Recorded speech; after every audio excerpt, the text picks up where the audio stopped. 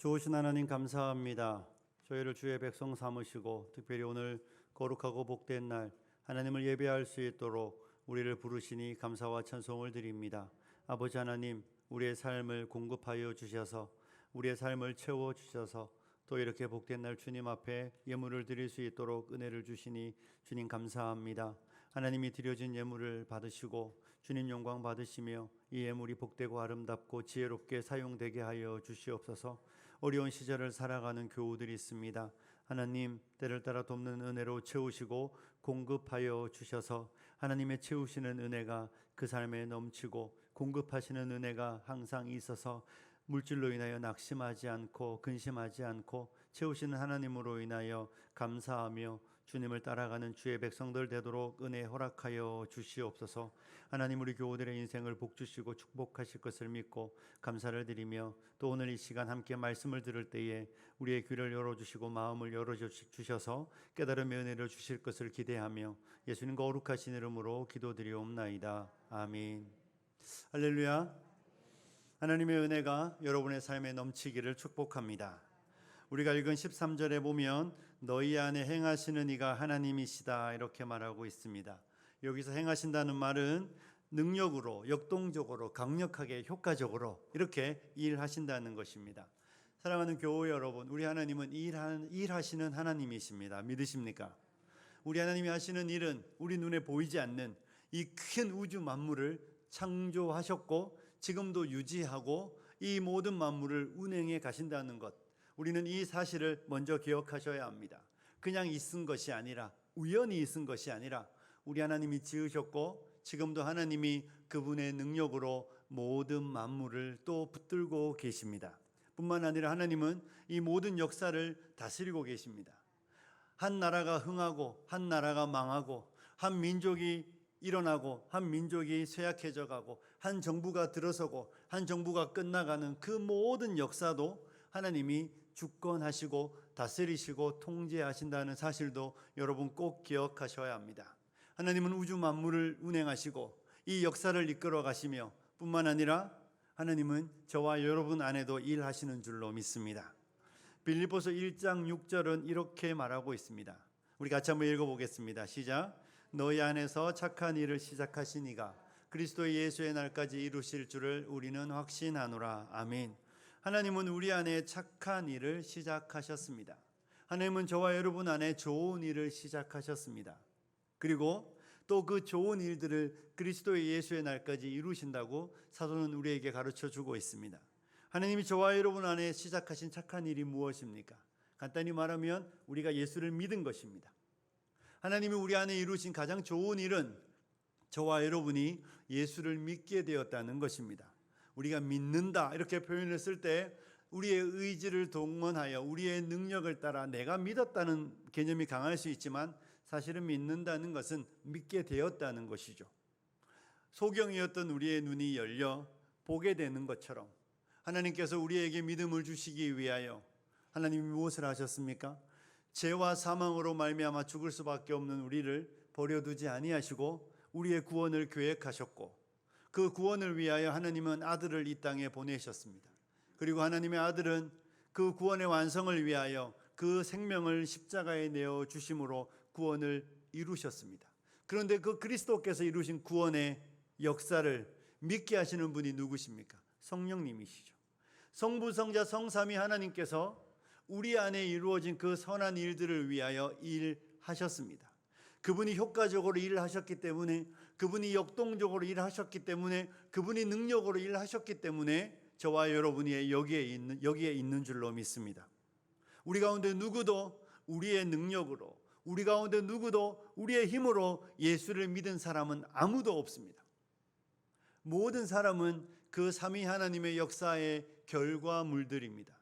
삼위 하나님이 우리 안에 일하셨기 때문에 예수를 믿게 되었고, 삼위 하나님이 우리를 지금도 지키시고 보존하시고 우리를 이끄시기 때문에 우리는 이 땅에서 생명을 마치는 날 하나님의 나라에 들어가게 될 줄로 믿습니다. 그래서 사도 바울은 그 착한 일을 시작하신 그분이 그리스도 예수의 날까지 이루신다고 확신한다고 우리에게 말하여 주고 있습니다.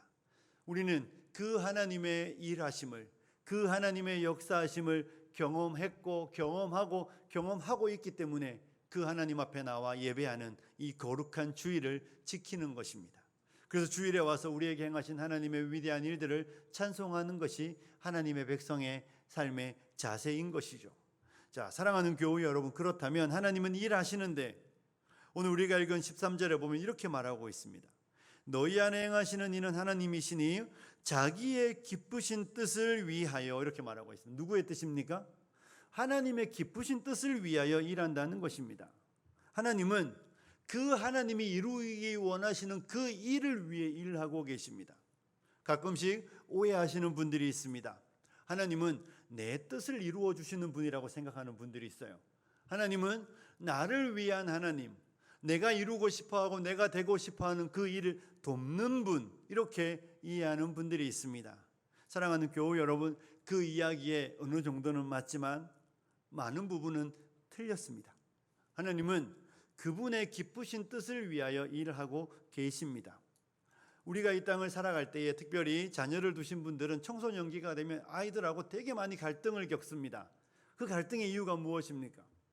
이제 청소년이 되었다는 이야기는 스스로 독립된 개체로 느낀다는 것입니다. 그래서 이제 내 인생은 내가 계획하고 내가 설계하고 내가 이끌어가는 것이죠. 그러므로 부모님들에게 요청하는 게 무엇이죠? 간섭하시지 마시라. 그래서 하는 행동이 무엇이죠? 방문을 닫는 것입니다. 방문을 닫고 두드리지 마시고, 내가 나오기 전에는 말도 하지 말고, 내가 나와서 밥 달라고 하면 밥 주시고, 내가 나와서 돈 달라고 하면 돈 주시는 딱 거기까지만 하십시오. 더 이상 내 인생에 들어오지 마세요. 이것이 청소년기 아이들이 부모를 향하여 보이는 행동입니다. 되게 서운하시잖아요, 그죠? 그런데 그렇게 돼야 돼요. 그거 안 하고 계속해서 엄마, 아빠 이러면서 쭉 자라가면 우리 그런 사람을 뭐라고 부릅니까? 마마보이라고 부릅니다.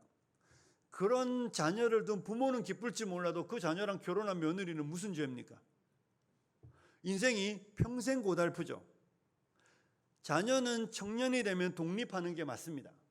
자녀는 청소년기가 되면 스스로 독립된 개체로 이해하고 자기의 인생을 설계하고 자기의 인생을 경영해 가는 게 맞아요. 그리고 그렇게 가르쳐야 돼요. 하지만 신앙은 그거 아닙니다, 여러분. 신앙은 하나님을 향하여 독립선언을 했던 아담과 하와의 실패를 기억하는 것입니다. 아담과 하와는 하나님을 향하여 독립선언을 했죠. 뭘 외쳤습니까? 하나님, 내 인생에 들어오지 마세요.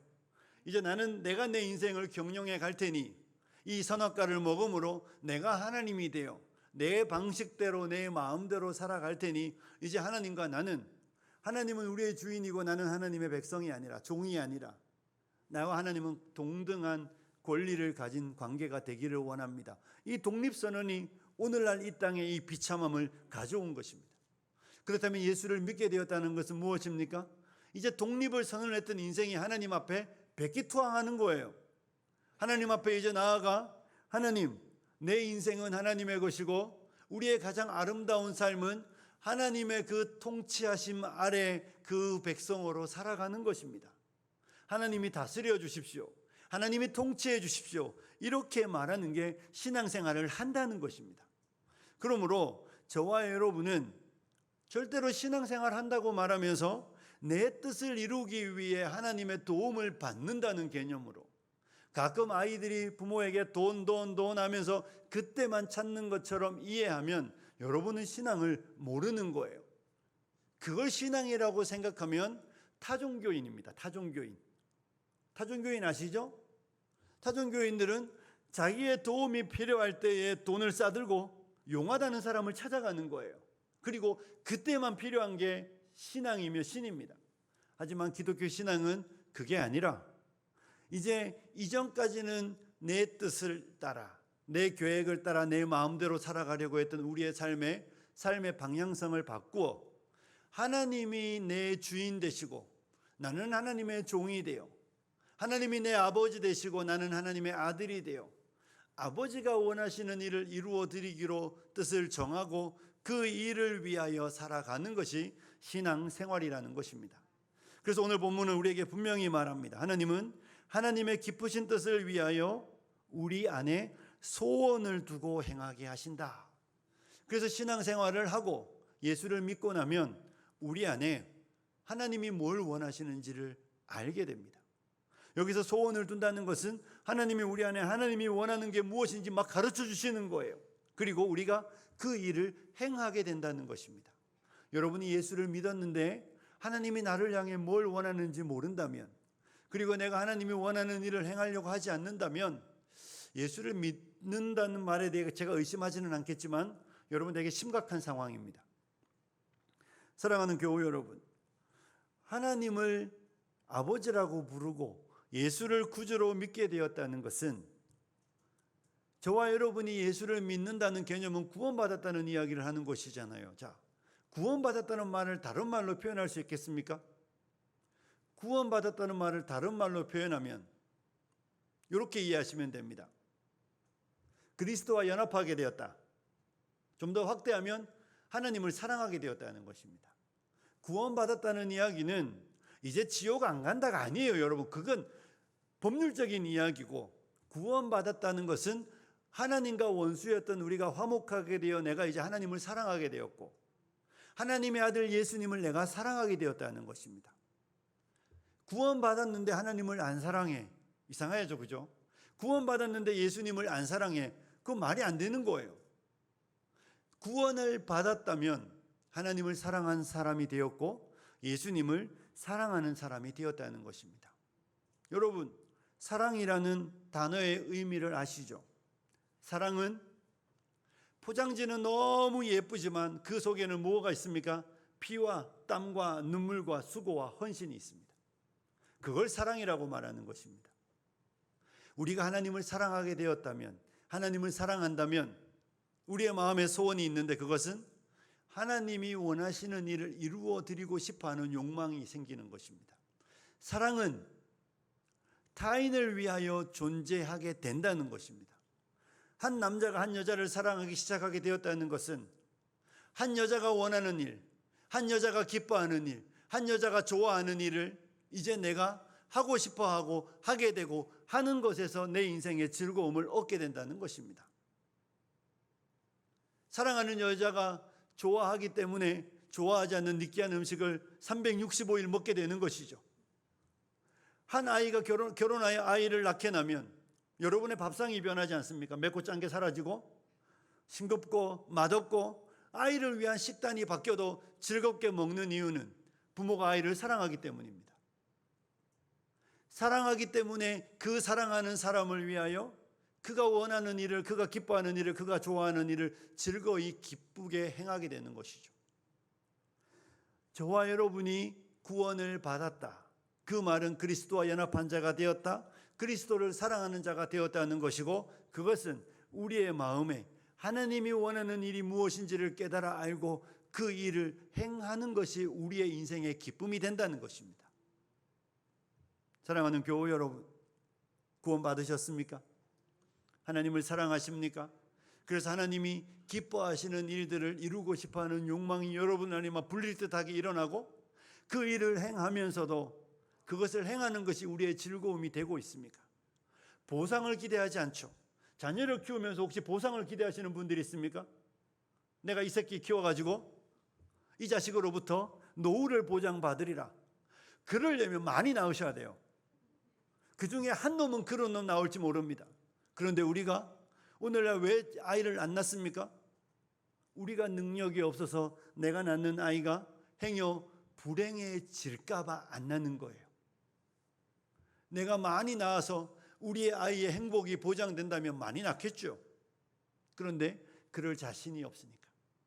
사랑하는 교우 여러분, 자, 우리가 하나님을 사랑하는데 하나님이 우리에게 원하는 것이 무엇인지를 알고 행하고 싶어하는 욕망이 없으면 그 사랑은 되게 식은 사랑이든지 사랑을 모르는 것입니다.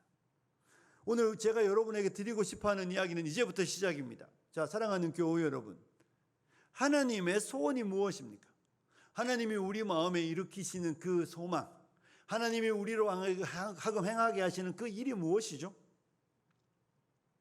하나님은 우리를 향하여 기대하시는 일이 있습니다. 그것이 무엇입니까? 12절 마지막 뭐라고 되어 있습니까? 두렵고 떨림으로 너희 뭐라고 말하고 있습니까? 구원을 이루라. 하나님의 소망은 우리의 구원입니다. 자, 이러면 이제 여러분의 머리가 되게 복잡해집니다. 왜요? 아까 우리 뭐라고 말했죠? 구원 받았다고 말했거든.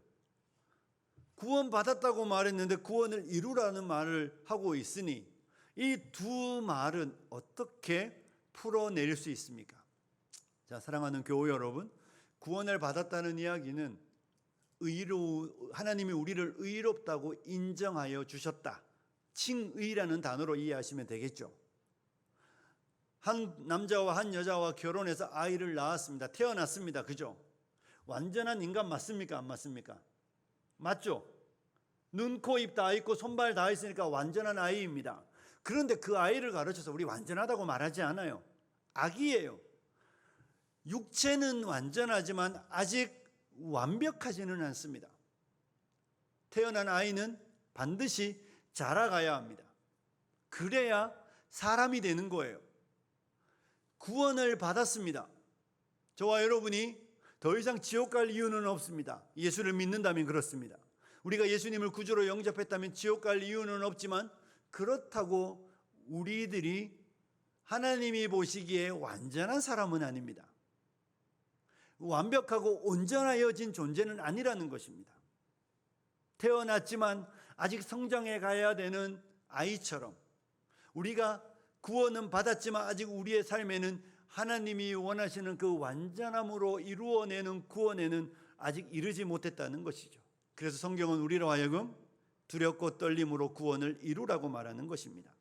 사랑하는 교회 여러분, 하나님은 우리를 낳기만 하시고 그 다음부터는 그냥 방치해 두시는 분이 아닙니다. 아이를 낳았으면 아이를 키우잖아요. 여러분, 낳은 시간이 깁니까? 키우는 시간이 깁니까? 바보가 아니면 질문 같지 않은 질문이죠. 뱃속에 고작 10개월 태어나는 순간 기쁘고 우리는 그 다음부터 더 많은 수고를 해야 됩니다. 그래서 아이를 키우는 엄마들이 다 이렇게 말하잖아요. 뱃속에 있을 때가 제일 좋았다고. 그 10개월은 수고로웠지만 태어나면 더 많은 수고가 우리에게 요청됩니다. 저와 여러분이 하나님의 아들 예수를 믿음으로 말미암아 구원을 받았지만 저와 여러분은 이제 시작입니다. 가야 될 많은 세월이 있고 하나님은 우리 안에 이루셔야 되는 많은 일들이 있습니다. 저와 여러분은 완전하지 않고 온전하지 않고 여전히 불완전하여 죄를 짓는 인생입니다. 그러므로 우리는 완전함을 향하여 나아가야 되며 거룩함을 향하여 나아가야 됩니다. 이 표현을 바울은 15절에는 또 이렇게 말하고 있는 것이죠. 이는 너희가 흠이 없고 순전하여 어그러지고 거스르는 세대 가운데 하나님의 흠 없는 자녀, 흠 없는 자녀가 되게 하시는 게 하나님의 뜻입니다. 하나님의 목표는 흠 없는 자녀이고 다른 표현으로 데살로니가전서 4장 3절에는 하나님의 뜻은 이것이니 우리의 거룩함이라고 말하고 있습니다. 하나님의 목표는 딱 하나입니다. 우리의 거룩함입니다. 무엇이라고요? 거룩함. 하나님이 이 땅에 불러주신 구원받은 백성의 유일한 하나님의 뜻은 우리가 거룩해지는 것입니다. 여러분, 하나님은 우리가 병들 수도 있고 가난할 수도 있고 우리가 많은 어려움 가운데 놓여 있지만 하나님이 목표하시는 것은 우리가 목표하는 거 아주 다를 수 있어요. 우리의 목표는 편안하고 안락하고 행복하고 좀 더 나은 집에 건강하게 오래 사는 거, 그런 거 꿈꿀 수 있지만 아버지의 목표는 딱 하나입니다. 거룩함입니다. 아버지는 우리를 거룩하게 하시기 위해 일을 하십니다. 우리가 꿈꾸는 먹고 살고 입는 문제는 굳이 성령님이 우리 마음에 오셔서 살지 않아도 가능한 일들이에요. 그렇죠? 하나님께서 이스라엘 백성을 40년간 돌보실 때 하늘로부터 만나를 내리셨습니다. 지금도 하실 수 있습니다. 지금도 먹고 마시고 입는 문제는 하늘에서 다 하실 수 있는 일인데 하늘에서 할 수 없는 일은 우리의 마음을 정결케 하는 일들이에요. 그래서 하나님의 아들은 이 땅에 내려오셔서 십자가에 달려 죽으셨고 또 성령님은 우리 가운데 오셔서 집을 지으시고 우리 안에서 우리를 거룩하게 하시기 위하여 지금도 일하고 계십니다. 그래서 우리 안에 일하시는 성령님이 말할 수 없는 탄식으로 우리를 위해 기도하신다고 말하시는 것이죠. 하나님의 목표는 우리의 거룩함이라는 것을 여러분 기억하셔야 합니다. 제가 지금부터 드리는 한 문장을 꼭 기억하십시오. 지금부터 제가 여러분에게 전달하는 오늘의 메시지는 딱 이 한 문장입니다. 하나님은 우리의 행복을 위해 일하시지 않습니다. 하나님은 우리의 행복을 위해 일하지 않고 우리의 거룩을 위해 일하십니다. 꼭 외우십시오. 하나님은 우리의 행복을 위해 일하지 않고 우리의 거룩을 위해 일하십니다. 물론 우리가 거룩함을 추구할 때 참된 행복을 얻습니다.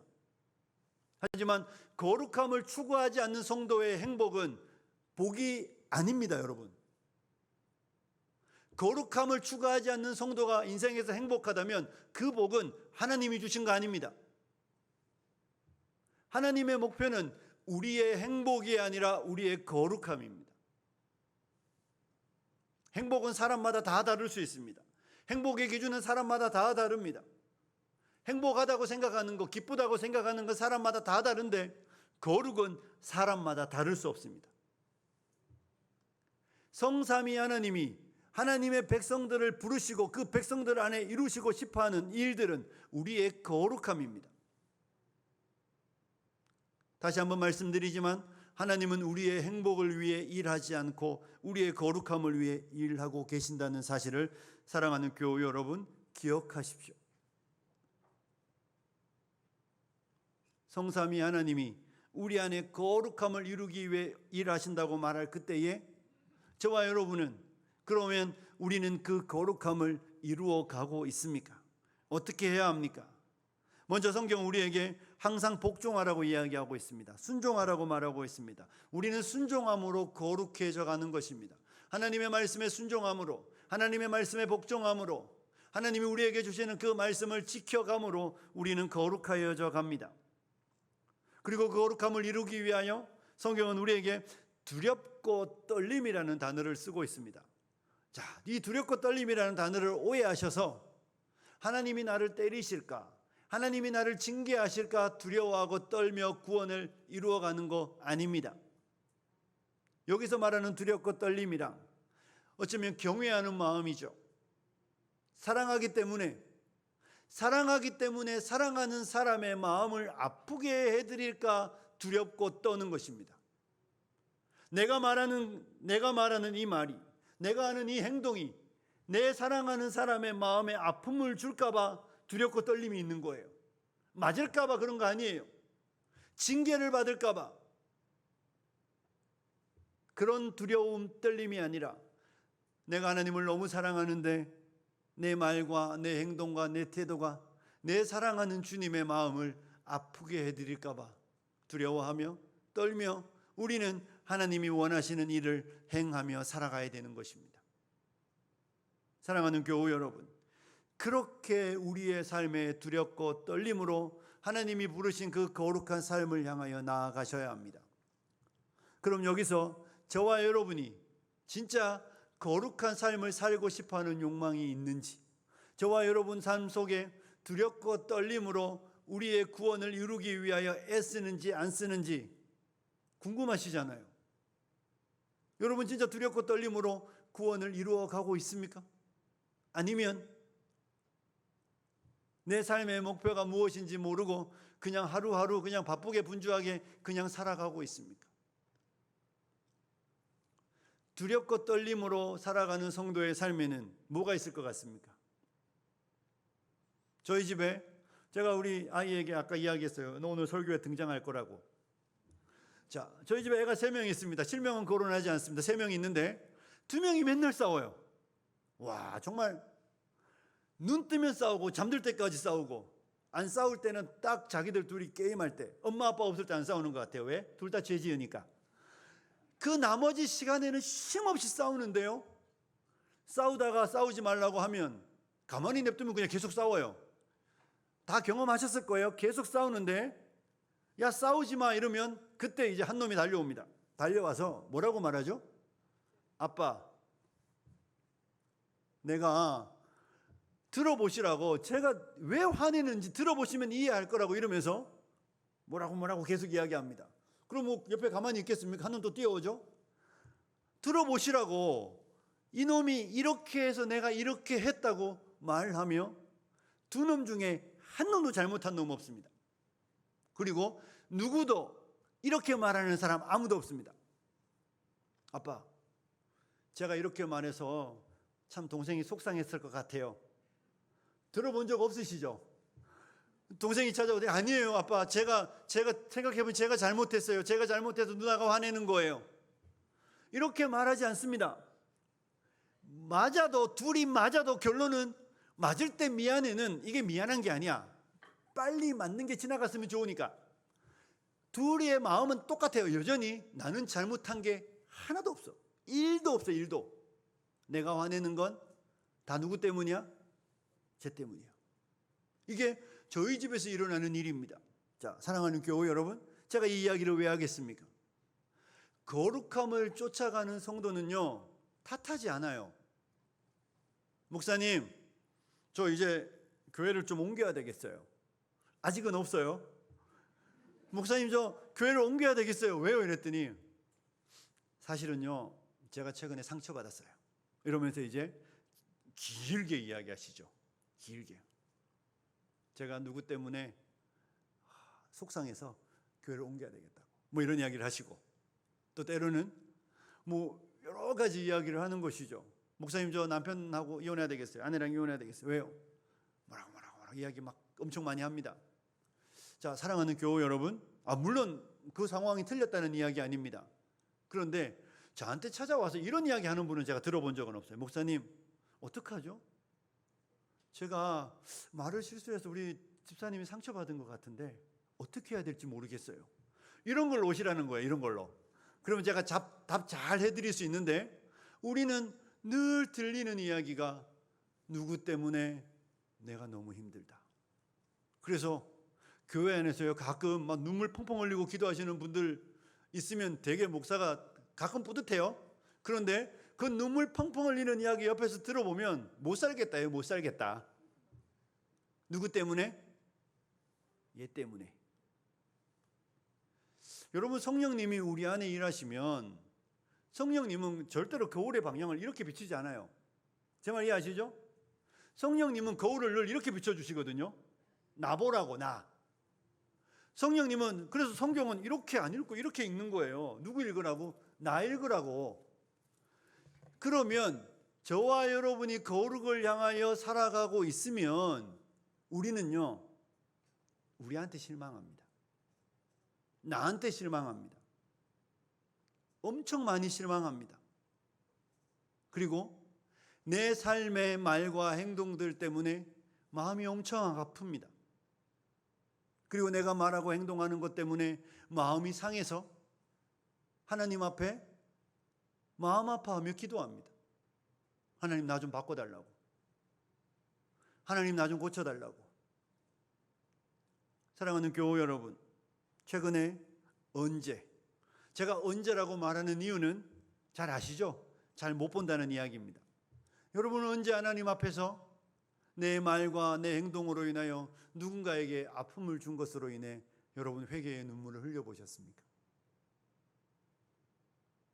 여러분이 삶에 하나님 앞에서 우리의 행동과 내 말과 내 태도로 인하여 교회 안에 지체에 아픔을 준 것으로 인해 마음 아파하고 내 안에 성령께서 근심하시는 것을 느끼며 괴로워하며 하나님 앞에 눈물을 흘려보셨습니까?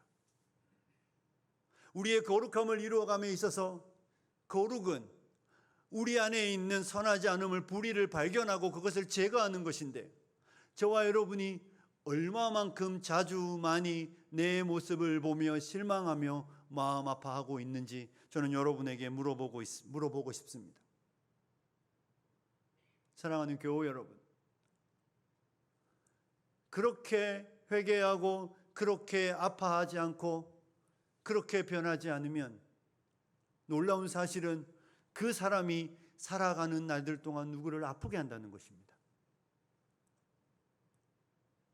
내가 하나님 앞에 내 삶을 돌아보고 완전함을 향하여 나아가지 못하고 하나님이 기뻐하는 그 삶의 거룩함으로 나아가지 못하는 말과 행동 때문에 마음 아파하지 않으면 그게 거기서 끝나는 일이 아니라 그 모습으로 회개의 삶을 살지 않는 사람은 놀랍게 타인을 향하여 상처 주고 해를 가하며 살아가는 것입니다.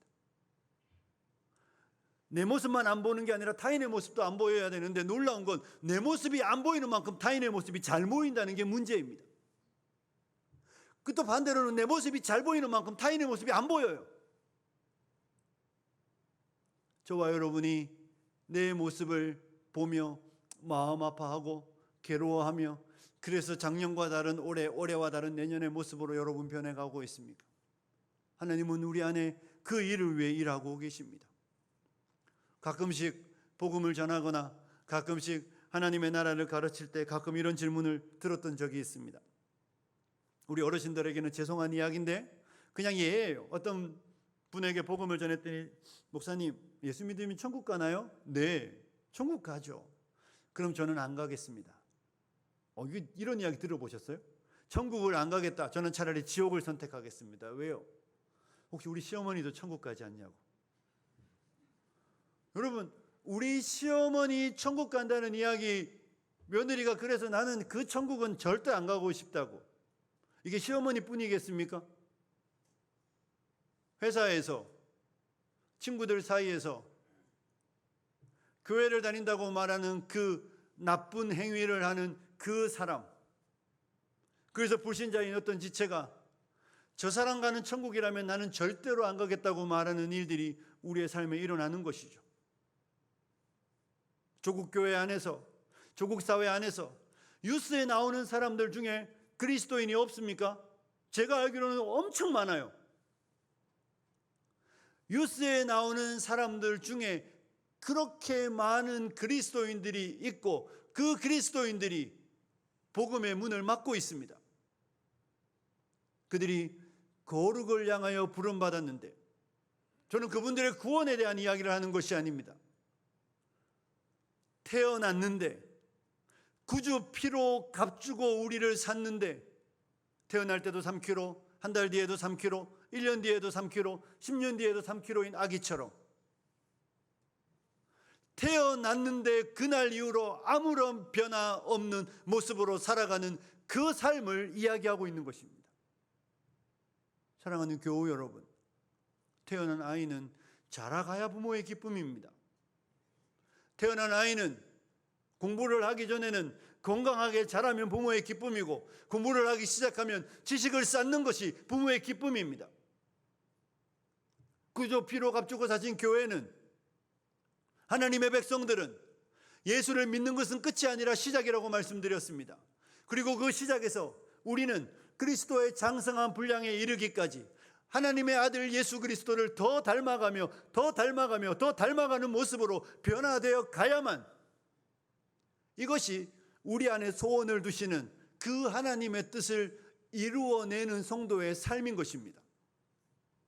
그런데 저와 여러분이 예수를 믿은 지 10년이 지나고 20년이 지나고 30년이 지나고 있는데, 여전히 가시 가득한 몸으로 우리 주변에 있는 사람들이 나로 인하여 찔림을 받고 있다면, 내 말과 내 행동으로 다른 사람이 위로를 받고, 다른 사람이 새 힘을 얻고, 낙심한 영혼이 일어나고, 나의 섬김을 통하여 이 어려운 시절을 살아가는 사람들이 위로를 얻고 살아갈 도전을 얻어야 되는데, 내 말은 여전히 누군가에게 가시가 되어 비수가 되어 날아가 꽂히고, 내 행동은 누군가를 아프게 하기 때문에 내 주변에는 언제나 사람이 없다면, 우리는 우리의 삶을 아주 심각하게 점검해 보아야 합니다.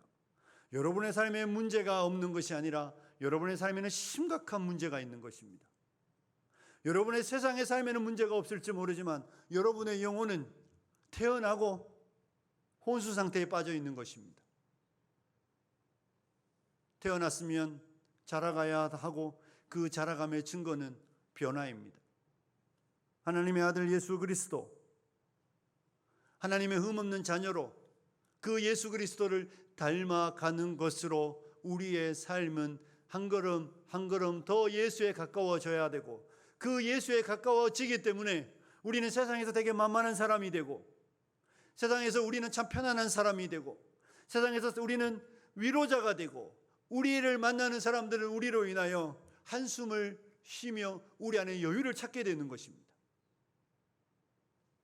그리스도인이 이렇게 많은 시대에, 세상이 이렇게 어려운 건 세상의 어려움의 문제가 아니라 구원받은 우리가 변화받고 있지 않음을 스스로 증명하여 주는 것입니다.